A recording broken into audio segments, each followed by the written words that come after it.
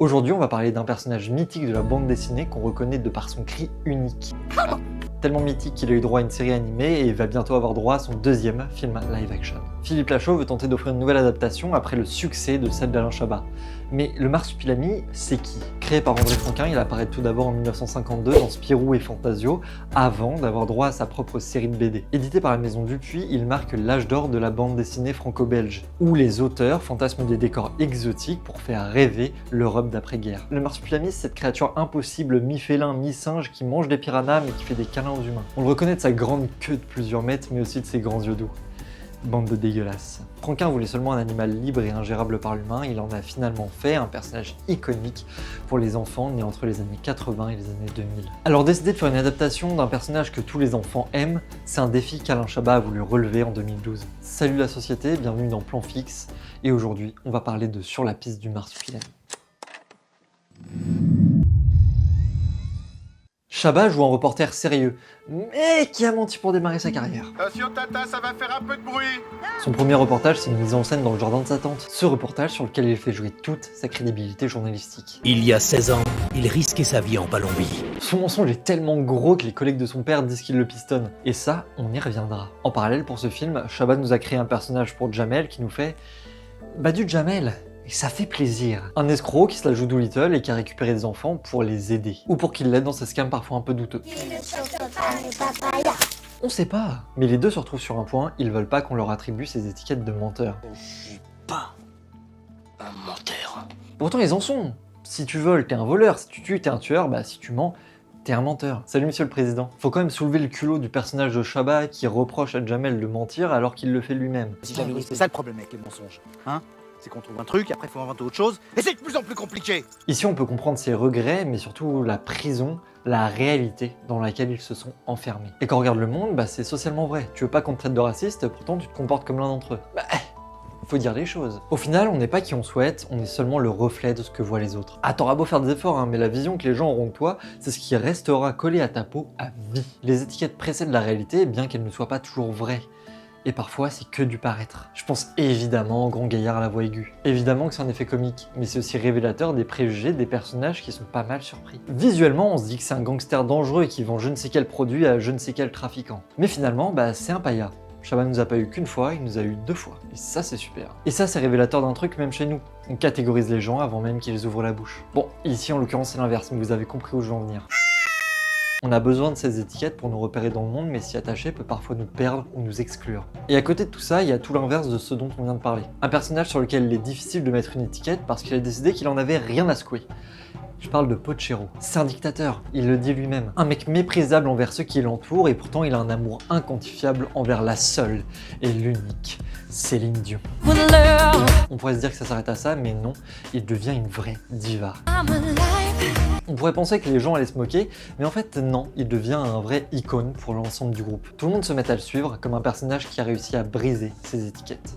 Les drags sont toujours là pour montrer la voie. Bref, certains assument qui ils sont et n'ont pas besoin de fuir des étiquettes pour correspondre à des standards. D'autres sont totalement démunis face à ces dernières et finissent par perdre leur identité entre ce que les gens voient d'eux et qui ils veulent devenir. Mais si ces étiquettes sont fausses, pourquoi agir comme si elles étaient vraies? Vous avez rendez-vous avec Pablito Camarón. Et c'est lequel, celui de gauche ou de droite? Tiens-moi ça dit. Le fait d'être menteur, ça les a sauvés plus d'une fois. Dans Sur la piste du Marsupilami, on survit pas parce qu'on est compétent, mais parce qu'on sait ce que les gens attendent de nous. Bref, ils mentent comme des étudiants en recherche d'alternance.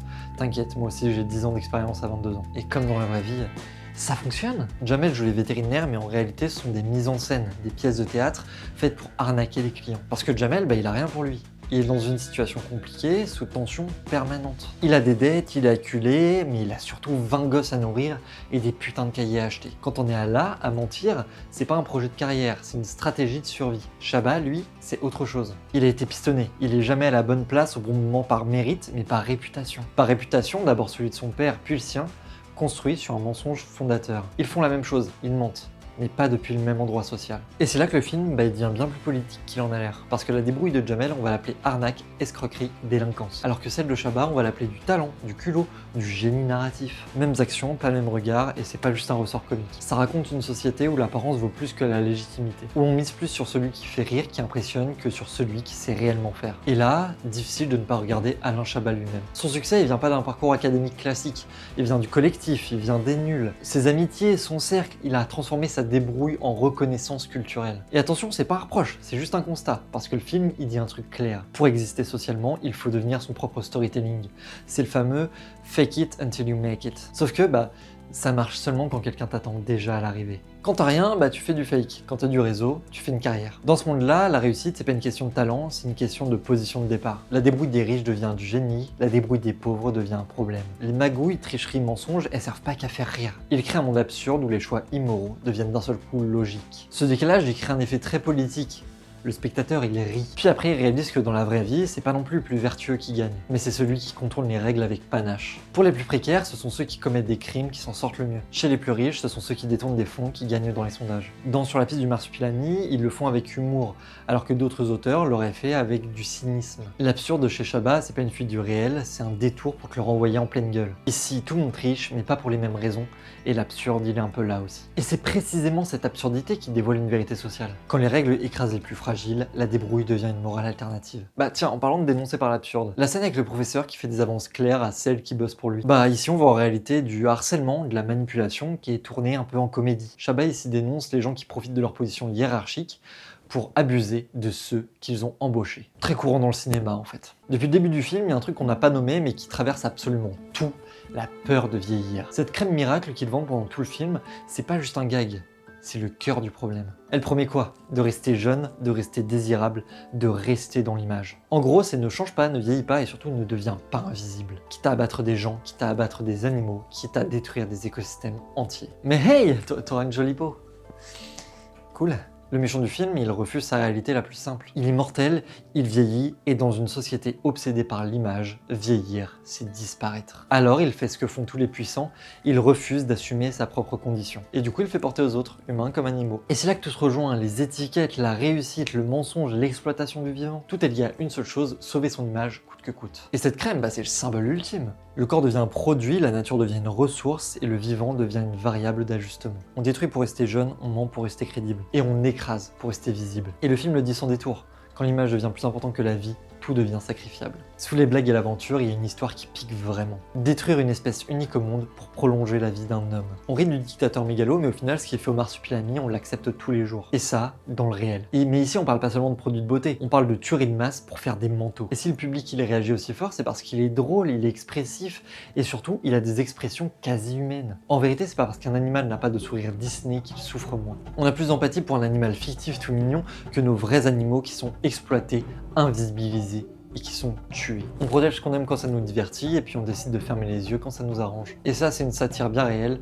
Un tyran est prêt à tuer toute une espèce pour éviter de vieillir. Des animaux qui valent la peine uniquement s'ils divertissent. Au final, tout tourne autour du plaisir personnel de l'humain. Et le gag, il devient un peu miroir. Le marsupilami nous émeut parce qu'il est expressif, tandis que les animaux réels, ils sont dans le silence. Alors on oublie. Le pouvoir écrase la nature pour pouvoir survivre à lui-même. On protège les animaux quand ils nous ressemblent, on les élimine lorsqu'ils gênent notre confort ou alors notre narcissisme. Cette critique écologique et animaliste, elle est déguisée en comédie familiale. Ouais, Sur la piste du marsupilami, c'est pas juste une comédie familiale. Derrière tout ça, Chabat raconte un monde où l'image est plus importante que la vérité. L'absurde dévoile le réel et la vie animale ne vaut que si elle est profitable et mignonne. Le film nous fait rire, mais il nous montre surtout que la jungle la plus dangereuse, c'est la nôtre. Le film a un montage sauvage, bourré de faux raccords si vous prêtez attention. Mais heureusement que ce montage est bien dynamique, ça sauve un peu la mise. Chabat nous a proposé un classique qui a enjolivé ma jeunesse et a fait rêver mes yeux d'enfant. Mais aujourd'hui, avec un regard adulte, je comprends qu'il a mis en image l'hypocrisie d'un monde, d'un système, d'un milieu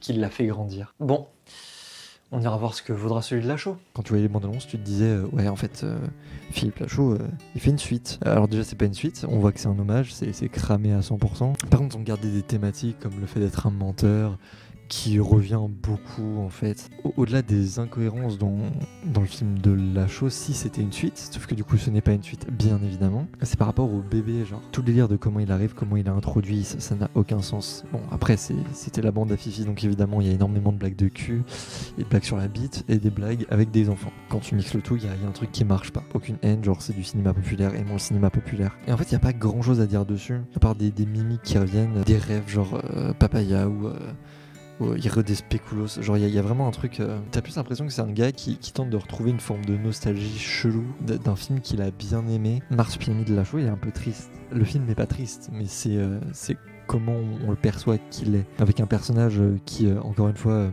a une morale bancale, qui finit par s'en sortir. Genre non, pourquoi on laisse ça? Ça c'est le truc sur lequel je vais pas cracher. La narration se suit, c'est-à-dire que c'est pas un de ces films où tu regardes l'heure, c'est juste tout se suit et puis en fait tu passes pas un mauvais moment. Je t'entendais pas non plus à un truc incroyable, mais derrière avait aussi ça, reprendre Jamel dans le film, c'était faire un peu on fait référence au film d'avant, machin. Je me disais faut que ce soit au moins au même niveau quoi. Et puis surtout les effets spéciaux. C'est pour ça que j'ai aussi pensé au film 2012 en me disant c'est pas au niveau, c'est aussi au niveau des effets spéciaux. Tu sais genre 2012 ils avaient un peu taffé machin, ils avaient masse taffé.